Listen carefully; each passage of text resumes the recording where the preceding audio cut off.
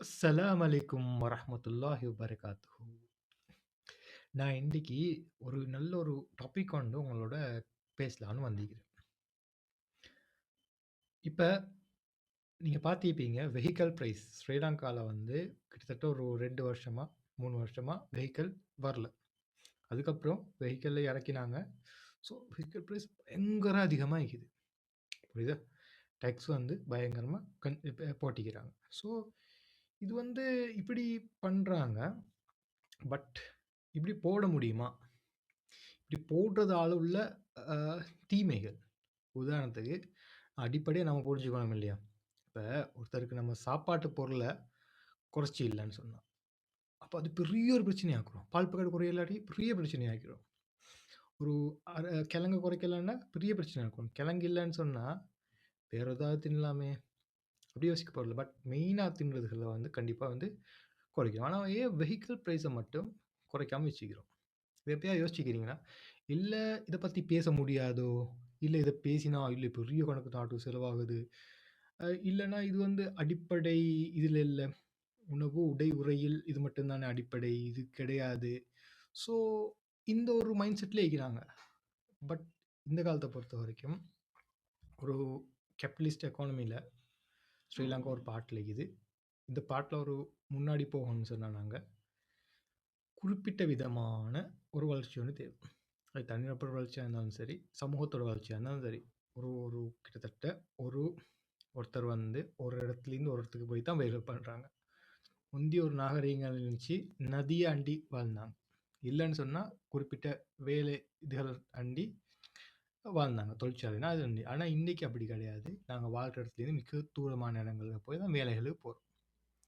ஆனா எங்க நாட்ட பொறுத்தவரைக்கும் இதுக்கான தூரம், அது இது எல்லாமே ரொம்ப கஷ்டம் தான். ரோட்ஸ்னாலும் கூட ரொம்ப கஷ்டம் தான். ஆனா அவங்களுக்கு அடிப்படையா தெர்ல.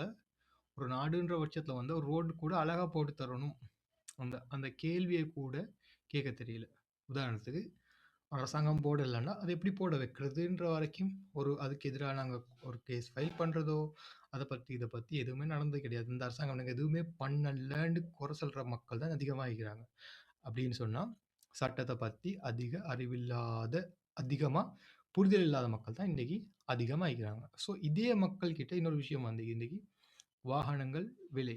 வாகனங்கள் விலையேற்றத்தால என்ன நடக்குதுன்னு சொன்னா, உதாரணத்துக்கு இவங்க சொல்லுவாங்க என்ன, இறக்குமதியாளர் கஷ்டப்படுறாங்க. அந்த மாரி பாயிண்ட்ஸ் தான் வைப்பாங்களே தவிர, வாகன விலையேற்றத்தால எத்தனையோ பேரோட வாழ்க்கை அழிஞ்சு போக போகுது.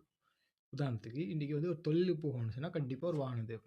ஆக குறைஞ்சது ஒரு பைக் ஒன்று சரி தேவை. இன்னைக்கு பைக்க கொண்டு போய் 8,00,000த்துக்கு வச்சுக்கிறாங்க. ஸ்ரீலங்கால ஒருத்தரோட மாச சம்பளம், இல்ல மாச சேவிங்ஸ் பார்த்தாலும் ஒரு 5,000 10,000 தான் வரும். இந்த இதுல வந்து சேவிங்ஸ்ன்னா வந்து ஐ மீன் ஒரு ஃபேமிலி அது சேவிங்ஸ் கூட இருக்காது. மாசமே அப்படி ஒரு லைஃப் ஸ்டைல் தான் இன்னைக்கு போயிட்டு. இந்த டைம்ல ஒரு 2,00,000 2,50,000 அந்த பைக்க வந்து 7,00,000 8,50,000 வரைக்கும் கொண்டு போய் சேர்க்குறாங்க. ஸோ இதனால என்ன நடக்குதுன்னா, உதாரணத்துக்கு வச்சுக்கோமே, நான் கையில ஒரு இத வச்சு சல்லி எடுத்துட்டு வரேன். அப்ப இப்ப என்னோட கையில சல்லிய குடுத்து நான் வாங்க வந்துட்டேன். இப்ப இந்த இடத்துல ஒரு அதிகாரி நின்னுட்டுருக்கிறார். என்ன வாங்க வந்து? பைக் வாங்க வந்து. ஏன் பைக்? நான் வேலைக்கு போகணும். எனக்கு ஒரு பைக் தேவை. பைக் இருந்தா தான் என்னால வேலைக்கு போக இயலும். போய் வர இயலும். இப்படிதான் எனக்கு இத்தனை ஹவர் தான் வேலை. 10 ஹவர் வேலைன்னு வச்சுக்கோமே. அப்ப இந்த இடத்துல இந்த இடத்துக்கு போறதுக்கு பஸ் இல்லையா? கேட்பார்கள் தானே. ஓகே. பஸ் இல்லையா? பஸ் இருக்குனாலும் டைம் தான் ஆயிக்குது. டைம் மிஸ் ஆயினா இல்ல. எங்க ஊர்லேருந்து அங்க போறதுக்கு பஸ் இல்ல. குறிப்பிட்ட டைம் ஆகும் வரைக்கும் நான் போனேன்னா, ஒன்று 6 மணிக்கு இந்த வீட்டிலேருந்து வரணும். இங்கால 12 மணிக்கு தான் வீட்டுக்கு போய் சேரணும். இதான் பஸ்ட நிலைமை. பைக் கொண்டு இருக்கிற சந்தர்ப்பத்தில வந்து என்னால ஒரு 1 ஹவர் டிராவல் பண்ணி இந்த டிஸ்டன்ஸ் போய் சேர்ந்துர இயலும். எப்ப சொல்றது? ஆதி காலத்துல 21 செஞ்சுரில தான் வந்து அவங்க சொல்றாங்க. ஓகே நான் இந்த இடத்துல இந்த இடத்துக்கு போறதுக்கு எனக்கு ஒரு பைக் வண்டி இருந்தா நல்ல குறைஞ்சது. ஓகே. இப்ப எனக்கு அந்த பைக்க நான் வாங்கணும்னு வந்திருக்கிறேன். இப்ப இல்ல. நாங்க பைக் வந்து தரணும். ஆனா நீங்க எங்களுக்கு வந்து 100க்கு 300% எங்களுக்கு பே பண்ணணும். ஐ மீன் 100க்கு 200% எங்களுக்கு பே பண்ணணும். பைக் டெபில வந்து 100க்கு 300 ஆகும். ஆ இவன் கேட்குறான் உதாரணத்துக்கு எல்லா பொருளும் வருது. இப்ப ஆப்பிள் வருது, உடுப்பு வருது, ஸ்ரீலங்கா கொடியே வந்து இதுதான் வெளிநாட்டிலேருந்து தான் வருது. பட் எல்லாமே ஒரு 18% தான் டேக்ஸ் பே பண்றாங்க. But maximum 18. சம் கூட்ஸ்க்கு வந்து 5%, 2% இது மாரிலாம் இருக்குது. ஸோ இப்படியெல்லாம் தாண்டி வரும்போது கூட, இந்த ப்ராடக்ட்க்கு மட்டும் 200% இவங்க டேக்ஸா மட்டும் அறவிட பார்க்குறாங்க. பட் இதுக்கு இதுக்கு எடுக்கலாம். எங்களுக்கு அப்படி வழி இல்ல. இறக்குனா இப்படி ஆகுமா, அப்படி ஆகும்ன்னு சொல்லி இது எடுக்க பார்க்குறாங்க. அப்ப அவர் கேட்குறார், "நான் எப்படி வாங்குறேன்? உன்னால வாங்க முடியலன்னா, நீ போய் பழைய பைக் ஒண்ணு வாங்கிக்க." பட் பழைய இன்றைக்கு புது பைக்கே 200% டேக்ஸ் அடிச்சேன்னா, பழைய பைக் என்ன நடக்கும்? விலை அதிகமாகும். அதுக்கு பிறகு அத வச்சுட்டு, ஆ உள்ள உள்ள என்ன சொல்றது? விங்கல் வழி இந்த என்ன சொல்றது? கேரேஜ் வழியாவும், அந்த லேத் வழியாவும், பஞ்சிகாவத்து வழியாவும் தான் சுத்திட்டு இருக்க வேண்டி வரும். இந்த பைக்கு பார்ட்ஸ் தேடி. ஸோ எண்ட் ஆஃப் த டே வந்து அது ஒரு எக்கானமியை தான் கொலாப்ஸ் பண்ணுது. இது வந்து அதுவும் இல்லாம ஒரு ஒரு சமூகத்தை மென்டலாக ஸ்ட்ரெஸ் பண்ணுது. உதாரணத்துக்கு உன்னோட ஃபண்டமெண்டலாக உனக்கு ஒன்று தேவைப்படுது. ஃபண்டமெண்டல் நீட்ல வந்து இன்னைக்கு பைக் வருமா இல்லையான்றது ஒரு கொஷன் தான். வெஹிக்கிள் வருமா இல்லையான்னு. ஏன்டா ஒருத்தர் நாங்கள் ஒரு நாள் ஜெயில் இல்லையே, உதாரணத்துக்கு அந்த காலத்தில் ஜெயில்னு ஒரு சிஸ்டம் இல்லை. மனுஷன் எல்லாம் கொலை பண்ணிடுவாங்க. ஆனால் இன்னைக்கு ஜெயிலுக்குள்ள உள்ளவங்களுக்கு உடை உறையுள் எல்லாம் கிடைக்குது தானே. ஆனால் வெளியே உள்ளவங்க தான் வேற இடத்துக்கு போய் பண்ண வேண்டி வரும். அந்த இடத்துக்கு அவங்க போகணும்னா அவனுக்கு ஒரு கண்டிப்பாக ஒரு மீடியம் ஒன்று தேவை. அந்த மீடியம் அவங்களுக்கு கிடைக்காத பட்சத்தில் வந்து அது அவங்களோட வாழ்க்கையில் ரொம்ப பெரிய பின்னடைவை தான் கொண்டு போய் சேர்க்கும். அண்ட் இந்த இது ஒரு பாயிண்ட் ஆஃப் வியூ தான். பட் இதை வந்து நம்ம இன்னும் கொஞ்சம் டீப்பாக பார்த்தோம்னு சொன்னால் இப்படி எடுங்களேன். ஒரு ஒரு ஒரு எப்படி சொல்லுவோம்,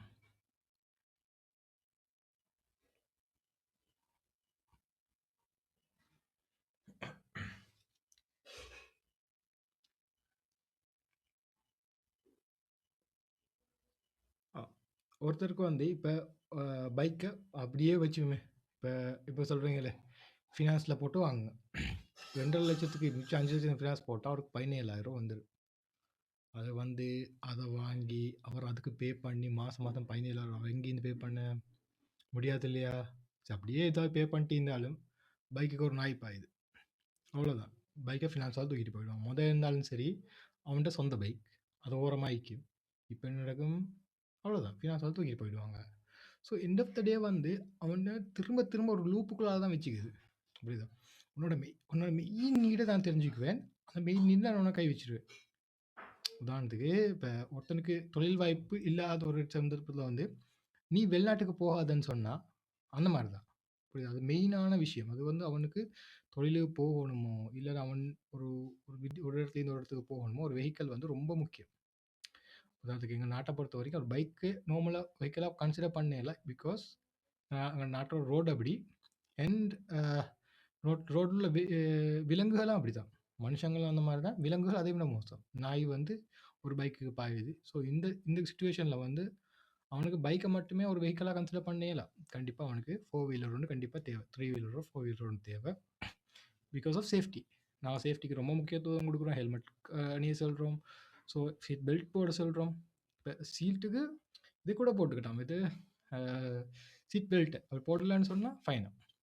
அவ்வளோ பார்க்குற நம்ம குறைஞ்சது ஒரு வெஹிக்கிளை வந்து ஒரு ஒரு குறிப்பிட்ட மற்றகளுக்கு எப்படி டெக்ஸ்ட் பண்ணுறாங்களோ அதுக்கு அதே டெக்ஸ்ட்டில் தான் ரிலீஸ் பண்ணணும். பட் இவங்க என்ன பண்ணுறாங்கன்னா ஒருத்தனோட ஃபண்டமெண்டல் ஒரு நீடில் போயிட்டு கையை வச்சு அதை சம்பாதிச்சா யாரை கட்டுறேன்னு சொன்னான்.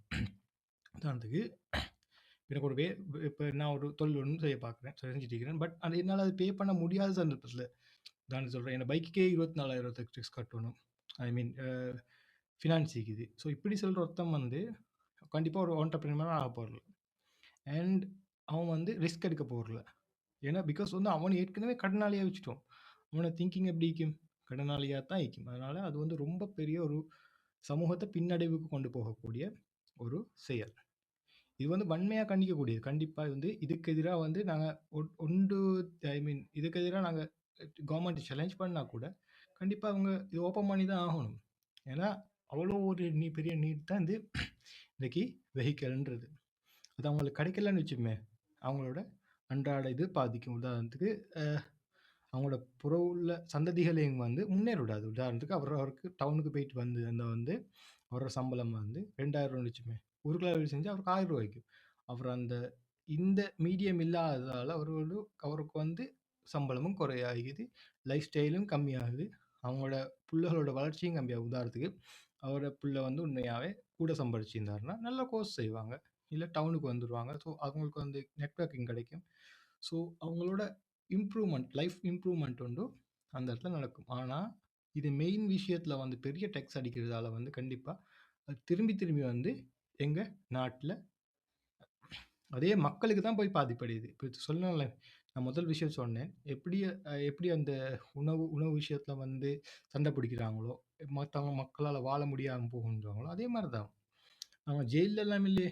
அழகா தின்று குடிச்சு நல்ல லைஃப் ஒண்ணு வாழணும். அடுத்த பரம்பரை வந்து நல்ல லைஃப் ஒண்ணு வாழணும்டா, கண்டிப்பா இவங்க சில விஷயங்கள் சர்டன் விஷயங்கள செய்யணும். அது செய்றதுக்குரிய வழிமுறைய வந்து அமைச்சு குடுக்க வேண்டியது கடமை கவர்ன்மெண்ட். எப்படி ரோட் போட வேண்டியது கடமையோ, அந்த ரோட்ல வாகனத்த வைக்க வேண்டியதும் கடமை தான். வாகனத்தாரன்னு சொன்னா, "நீ எனக்கு 200% டேக்ஸ் தந்தா தான் நான் உனக்கு வாகனத்த ரிலீஸ் பண்ணுவேன்னு" சொல்றது வந்து ரொம்ப பிழை. இப்படி வந்து பண்ணவும் முடியாது. பண்ண நினைக்க கூட முடியாது. ஆனா எங்க நாட்டுல நடந்துட்டு இருக்குது.